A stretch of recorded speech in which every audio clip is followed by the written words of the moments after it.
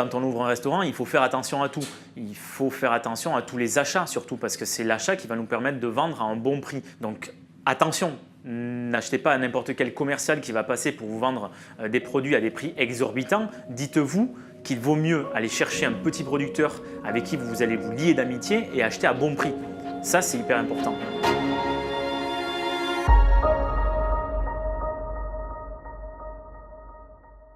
Ouvrir un restaurant et faire à manger, évidemment, c'est notre métier, donc c'est une facilité. Mais avant ça, je pense qu'il y a un énorme travail à trouver un produit qui est le bon et au juste prix. Nous, effectivement, on passe par plusieurs petits producteurs que l'on a dénichés beaucoup dans le sud-ouest. On a la chance d'avoir dans la main des produits magnifiques sur lesquels ils passent énormément de temps. Donc, évidemment, je suis hyper content et hyper fier d'arriver à travailler avec eux et d'utiliser leurs produits. L'idée de travailler avec des producteurs en direct, je le vis en fait depuis ma plus tendre enfance. Le jardin de mes parents, j'y suis dedans depuis 36 ans. Il n'a jamais changé, quoi. Le goût est toujours le même, la terre est toujours la même.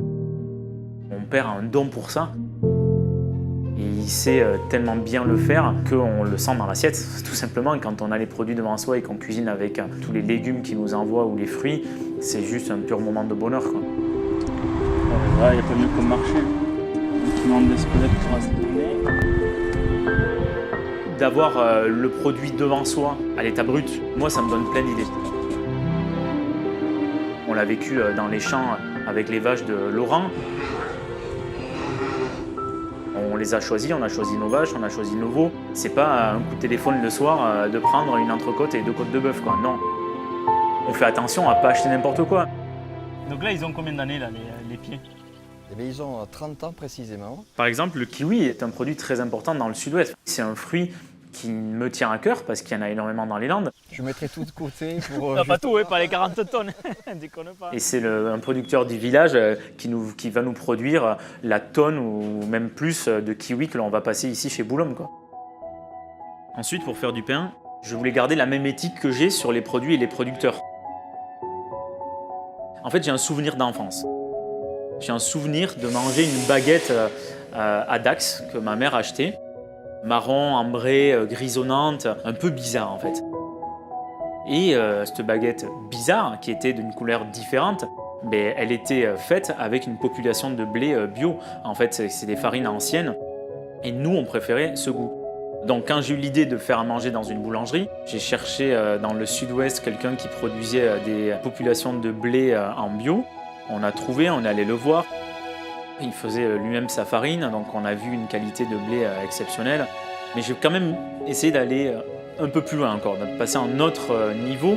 C'est-à-dire qu'une fois que j'ai vu ces graines de blé, je suis allé voir des copains agriculteurs du village et je leur ai demandé de planter du blé que l'on pouvait acheter dans le Béarn. Après, voilà, c'est un nouveau métier quand même, hein, parce que les blés ici ont été abandonnés depuis 30 ans, on va dire. Ouais. Autrefois, il y en avait des blés, ça a disparu au profit du maïs notamment. Bon, déjà, on a la graine, on a la matière. Ah oui, mais ça va vite, hein. Donc on a tenté l'aventure.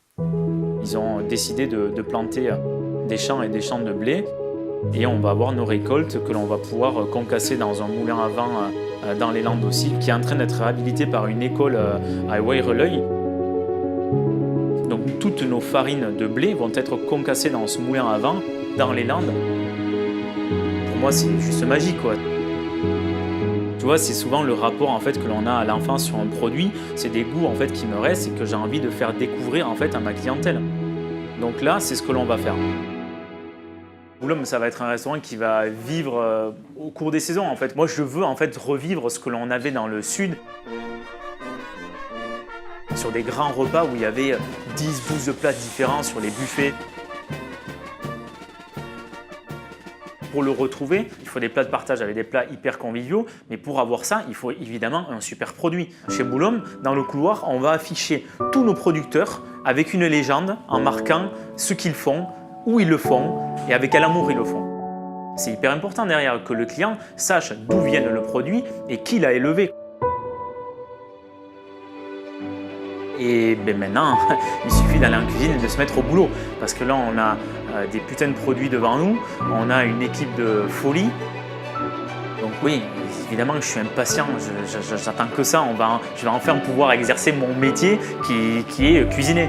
Pas sourceur de produits, pas architecte, pas casseur de briques, pas installateur de table. Enfin, je vais pouvoir cuisiner.